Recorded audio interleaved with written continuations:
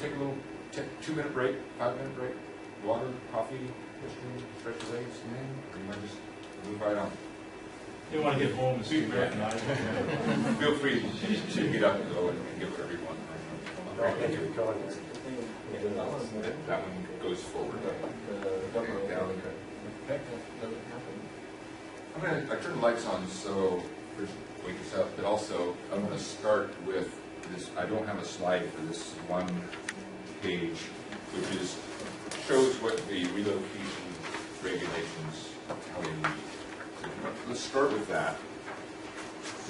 I'm not going to go over all of the regulations or all the line items. There's about 27 of them, I believe. But what I want to point out is that there are some options for relocating. We've got, it's an either or. Well, I want to point out first, though, that as I mentioned earlier, that if you are a business, then you are entitled to relocation benefits under the relocation guidelines. To qualify as a business, you have to show some economic income from that particular property, and you have to be present on the property. You don't have to necessarily have a lease there. You don't necessarily have to have a business license. Those are all strong things to have in place before they come along, just in case they want to challenge that you've got a legitimate business there.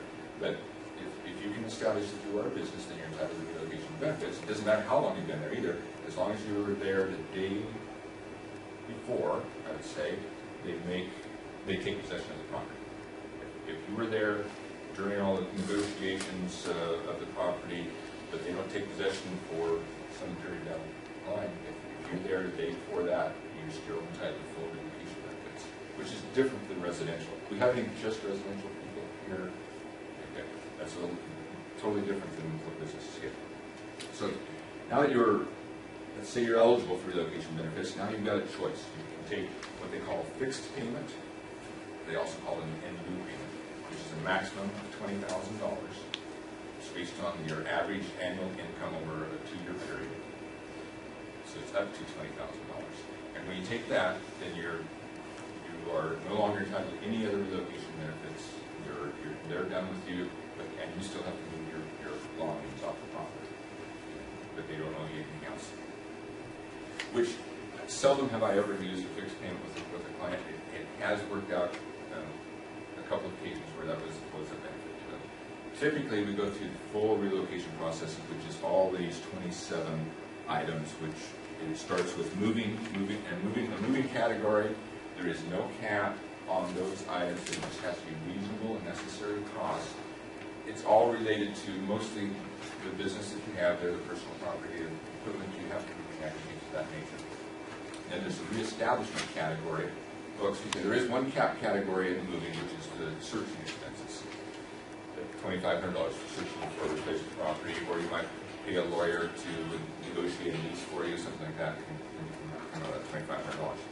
The other category is reestablishment. It has a maximum of $10,000. They will never exceed that. No matter how much you argue or need, they won't exceed the $10,000. No, that goes for other areas.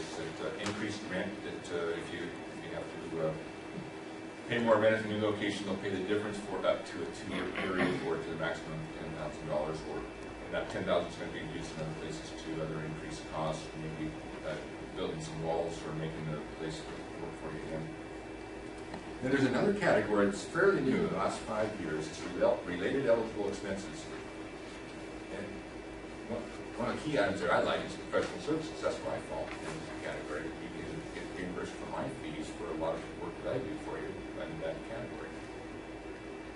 And then connection to available utilities nearby. That could be $100,000 sometimes if you decide you want to buy a property that doesn't have utilities on it. You can get utilities brought in. They may argue, and most everything I say tonight is arguable, but we argue back. We use their regulations to create our arguments if necessary to get you reimbursed for your relocation or for your relocation costs. And then you have the right to appeal as well, any decision that they make that you don't agree with. So